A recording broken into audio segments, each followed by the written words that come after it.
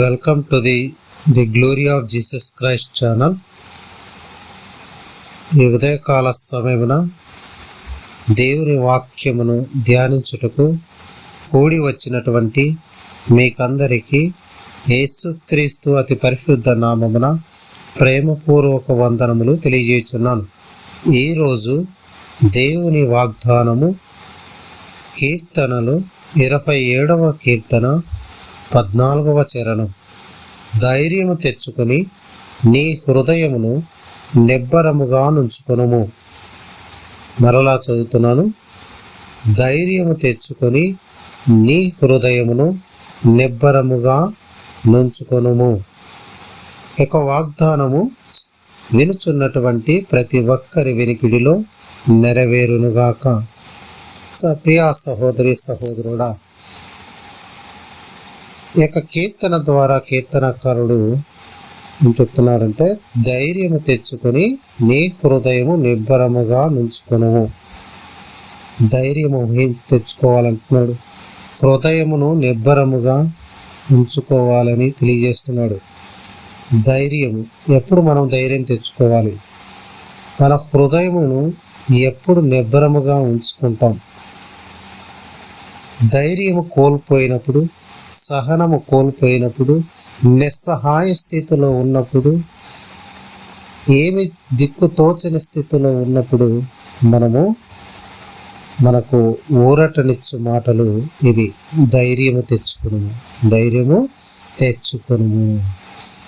హృదయము కలవరపడి, హృదయంలో కలవరం పెట్టుకొని విలవిల్లాడిపోతున్నప్పుడు, కలత చెందినప్పుడు హృదయమును నిబ్బరముగా నుంచుకొనుము అనే మాటలు మనల్ని ధైర్యపరుస్తాయి, ఊరటను కలగజేస్తాయి. కాబట్టి చదవబడినటువంటి లేఖనములు దేవుని యొక్క మాటలు. కాబట్టి మనము యొక్క మాటలను, దేవుని యొక్క మాటలను మనము మన హృదయమందు ఉంచుకోవాలి. దేవుని మాటల యందు విశ్వాసం ఉంచాలి. కాబట్టి యొక్క ధైర్యము తెచ్చుకొని నీ హృదయమును నిబ్బరముగా ఉంచుకును అని తెలియజేస్తున్నాడు. ప్రియా సహోదరి సహోదరుడా, ఏ యొక్క విషయంలో నీవు ధైర్యం కోల్పోతున్నావు? ఏ యొక్క సమస్యలలో నీ హృదయము కలవరపడిపోతుంది, నీ హృదయము కలత చెందిపోతుంది? ఏ యొక్క సమస్యల గుండా వెళ్తున్నప్పుడు, ఏ యొక్క శోధనల గుండా వెళ్తున్నావు? నీవు ధైర్యము తెచ్చుకును అంటున్నాడు. ప్రియా సహోదరి సహోదరుడా, నీ యొక్క సమస్య ఏదైనప్పటికీ, ఏ విధమైనటువంటి తీవ్రమైనటువంటి ఒత్తిడిలో ఉన్నప్పటికీ, యొక్క దేవుని పాద సన్నిధిలో నీవు గోజాడినట్లయితే దేవుడు నీకు ఆ ధైర్యమునిచ్చేవాడుగా ఉన్నాడు. నీ హృదయమును నిబ్బరముగా ఉంచుకొని దేవుని సన్నిధిలో నువ్వు గోజాడినట్లయితే, ప్రార్థించినట్లయితే, ఆ యొక్క సమస్య నుండి, ఎంత తీవ్రమైన సమస్య నుండైనా నీకు దేవుడు విడుదల కలుగజేసేవాడుగా ఉన్నాడు. లోకములో ఎవరునూ నీ యొక్క సమస్య నుండి, నీ యొక్క బాధను, నీ యొక్క కన్నీటిని, నీ యొక్క వేదనను తొలగించేవారు లేరు ప్రియులారా. కాబట్టి మనము ఎవరి వైపు చూడాలంటే దేవుని వైపు మాత్రమే చూడాలి. సహాయము ఆయన నుండి మాత్రమే దొరుకును. కీర్తనకారుడు అంటున్నాడు, నేను కొండల తట్టు కన్నులెత్తుచున్నాను, నాకు సహాయము ఎక్కడి నుండి వచ్చును? సహాయం ఎక్కడి నుండి వస్తుంది? దేవుని నుండి మాత్రమే సహాయం వస్తుంది. కాబట్టి మనము ఆయన వైపు కన్నులెత్తి చూచి ఆయనను మాత్రమే వేడుకున్నప్పుడు మనకు సహాయము దొరుకుతుంది. కాబట్టి ప్రియా సహోదరి సహోదరుడా, ఏ విషయంలో నీవు కలత చెందుతున్నావు? ఎటువంటి పరిస్థితుల గుండా వెళ్తున్నావు? నేను తీరని యొక్క వేదనలో, దుఃఖములో మునిగి ఉన్నాను, నా కుటుంబము వేదన భరితంగా ఉంది, శాంతి సమాధానము లేదు, నెమ్మది లేక జీవిస్తున్నాను, ఎప్పుడు దుఃఖము అశాంతి అలుముకొని ఉన్నది, చీకటి బంధకాల్లో చిక్కుకొని ఉన్నానని విలవిల్లాడిపోతున్నావా? ప్రియా సహోదరి సహోదరుడా, నీతోనే యొక్క పరిశుద్ధాత్మ దేవుడు ఈరోజు వాగ్దానం ద్వారా మాట్లాడుతున్నాడు. ధైర్యము తెచ్చుకొని నీ హృదయమును నిబ్బరముగా ఉంచుకొని ఎటువంటి పరిస్థితులలోనే నీవు నిలబడాలి. కొండలాగా నిలబడాలి, ధైర్యంగా నిలబడాలి. యొక్క లోకంలో పడి నా పిల్లలు, యవనస్తులుగా ఉన్నటువంటి నా పిల్లలు ఈ యొక్క లోకంలో పడి నశించిపోతున్నారయ్యా. లోకంలో చెడు వ్యసనాలకు లోనైపోతున్నారయ్యా. లోకంలో యొక్క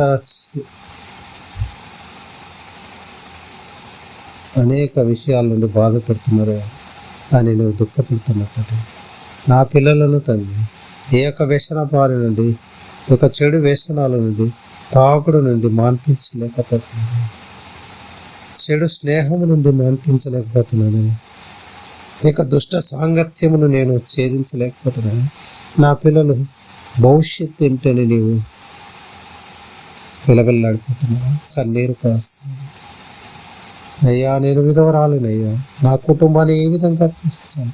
నా పిల్లల భవిష్యత్తు ఏంటి? నీవు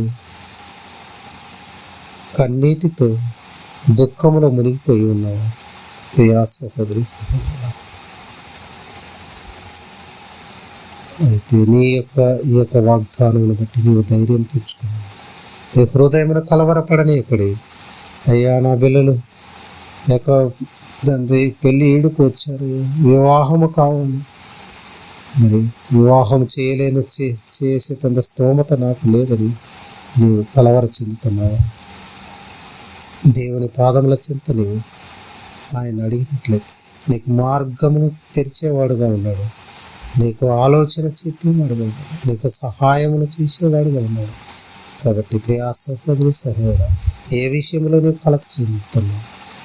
అయ్యా వివాహమైంది, నాకు పిల్లలు కాలేదయ్యా అని గర్భఫలము కొరకు నీవు కలత చెందుతున్నావా?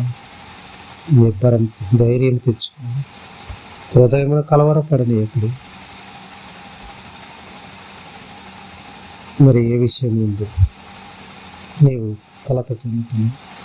తీరని అనారోగ్యం నన్ను విడిచిపోవట్లేదని, ఏక అనారోగ్యం నుండి, ఏక వేదన నుండి, క్యాన్సర్ నుండి, పీఓసీడు నుండి, ఏక ఎన్నో తండ్రి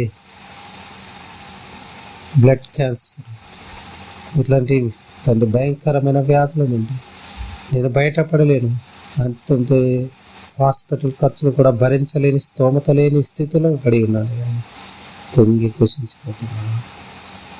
అయితే వైద్యులకే పరమ వైద్యుడైనటువంటి ఆయన పాద సన్నిధిలో నీవు గోదాడినట్లయితే నీ యొక్క అనారోగ్యం నుండి స్వస్థతను పొందుకుని ధైర్యం తెచ్చుకుని నిబ్బరము కలిగి ఉంటుంది.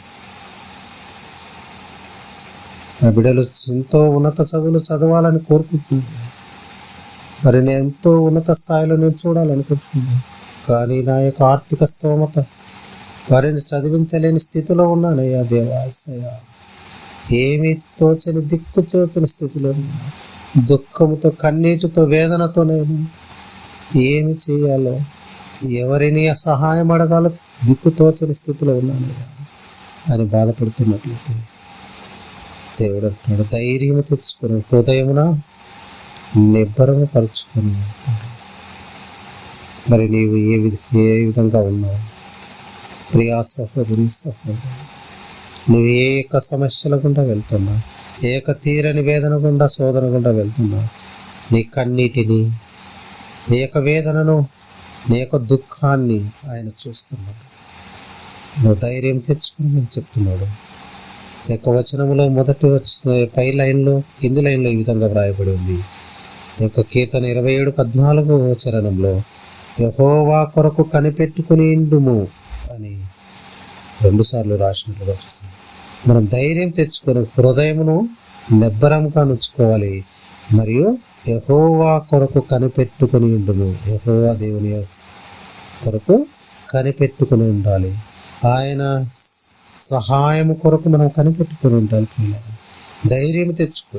ఎటువంటి పరిస్థితులు ఉన్నా, ఎటువంటి నిస్సహాయ స్థితిలో ఉన్నా, దుఃఖముల, వేదనలో, బాధలో కృంగి కృషించిపోతున్నా, ఏమి చేయలేనని, చనిపోతే నేను బాగుండునని నీవు తలస్తున్నావేమో, ఈ ఉదయకాల సమయమున పరిశుద్ధాత్మ దేవుడు నీతో మాట్లాడుతున్నాడు. ప్రియా సహోదరి సహోదరుడా, నీ దుఃఖము నుండి తీసివేసేవాడుగా ఉన్నాడు. నీ యొక్క బాధను తీసివేసేవాడుగా ఉన్నాడు.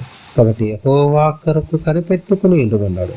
అదే కీర్తన 31వ కీర్తన 24వ చరణంలో కూడా, యెహోవా కొరకు కనిపెట్టువారులారా, మీరందరూ మనస్సున ధైర్యము వహించి నిబ్బరముగా నుండుడి. యెహోవా కొరకు కనిపెట్టువారులారా, మీరందరూ మనస్సున ధైర్యము వహించి నిబ్బరముగా నుండుడి.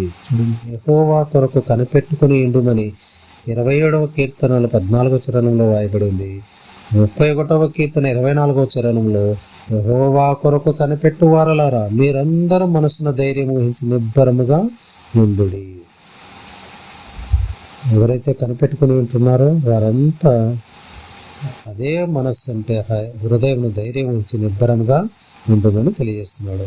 అయితే ఈ యొక్క సమస్యల నుండి మనకు, ఈ యొక్క వేదన నుండి, బాధ నుండి విముక్తి కలగాలంటే మనం 2 విషయాలను పాటించాలి. ఈ 25వ కీర్తన 21వ చరణంలో ఈ విధంగా రాయబడింది: నీ కొరకు నేను కనిపెట్టుచున్నాను, యథార్థతయు నిర్దోషత్వమును నన్ను సంరక్షించునుగాక. నీ కొరకు నేను కనిపెట్టుకొనుచున్నాను, యథార్థతయు నిర్దోషత్వమును నన్ను సంరక్షించునుగాక. ప్రియా సహోదరి సహోదరుడా, యేసు ప్రభు వారి కొరకు కనిపెట్టుకునమని యొక్క వచనాల్లో తెలియజేయబడింది. నిబ్బరము కలిగి ఉండమని తెలియజేయబడింది. అయితే నీ కొరకు నేను కనిపెట్టుకొనుచున్నాను, యథార్థతయు నిర్దోషత్వమును నన్ను సంరక్షించునుగాక. అయితే మనం 2 విషయాలను కలిగి ఉండాలి. అది మొదటిగా యథార్థత కలిగి ఉండాలి, రెండవదిగా నిర్దోషత్వమును కలిగి ఉండాలి. ఎటువంటి నిష్కపటము లేకుండా దోషము లేని జీవితాన్ని, పరిశుద్ధమైన జీవితాన్ని మనం కలిగి ఉండాలి. మొదటిగా యథార్థత కలిగి ఉండాలి. అబద్ధికమైన జీవితము మనం జీవించకుండా యథార్థత కలిగి ఉండి, ఏ కపటము లేకుండా దోషము లేని జీవితమును, మనం కల్మషము లేని జీవితమును మనము కలిగి ఉన్నట్లయితే ఆ దేవుడే మనల్ని సంరక్షించేవాడుగా ఉన్నాడు. ఎటువంటి బాధ నుండైనా, ఎటువంటి కన్నీటినైనా ఆయన తుడిచివేసేవాడుగా ఉన్నాడు. కాబట్టి నీవు నమ్మినట్లయితే ఈ సమయంలో నీ కొరకు ప్రార్థన చేస్తున్నాం.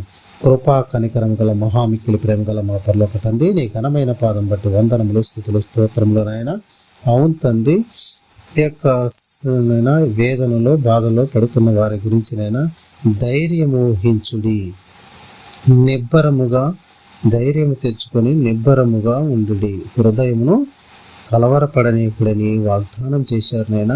అవును తండ్రి, ఎటువంటి క్లిష్ట పరిస్థితులు ఉన్నా, ఎటువంటి అవాంఛనీయ పరిస్థితులు ఉన్నా తండ్రి, ధైర్యము తెచ్చుకుని తండ్రి, హృదయమున నిబ్బరము కలిగి తండ్రి, సహనము కలిగి ఓర్పుతో అవునైనా ఈ యొక్క సమస్యల నుండి కన్నీటిని, బాధను తుడిచివేసేవాడు మీరేనని నైనా విశ్వాసమునకు కర్తయు దాన్ని కొనసాగించేవాడైనటువంటి మీ వైపే చూస్తూ అవునైనా మిమ్మలను తండ్రి గోజాడుతూ, అడుగుతూ, బతిమాలుకుంటూ ఏక తండ్రి పూర్ణ హృదయంతో నైనా మీ సన్నిధిలో కన్నీటితోనైనా ప్రార్థించినప్పుడు తండ్రి, ఈ యొక్క సమస్యల నుండి నైనా, వేదన నుండి మమ్మల్ని దూరపరిచి తండ్రి సంతోషమును, సమాధానమును దయచేసేవాడవు నీవేనని, నెమ్మది కలిగిన జీవితాన్ని మాకు దయచేస్తారని నమ్ముతూ, విశ్వసిస్తూ, ఎందరైతే దుఃఖములో, బాధలో, వేదనలో ఉండి అవునైనా ఈ యొక్క పరిస్థితుల నుండి మేము బయటపడలేమని, అవును తండ్రి, ఈ యొక్క చావే మాకు తండ్రి దుఃఖని తండ్రి తలస్తున్నటువంటి బిడ్డలతో మీరు మాట్లాడిన ముందుకు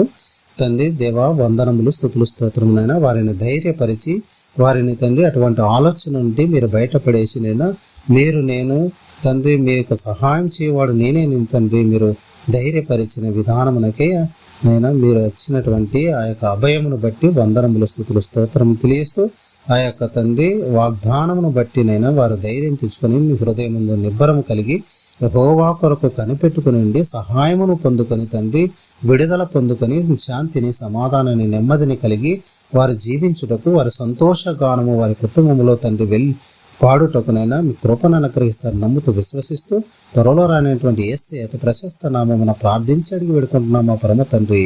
ఆమేన్, ఆమేన్, ఆమేన్.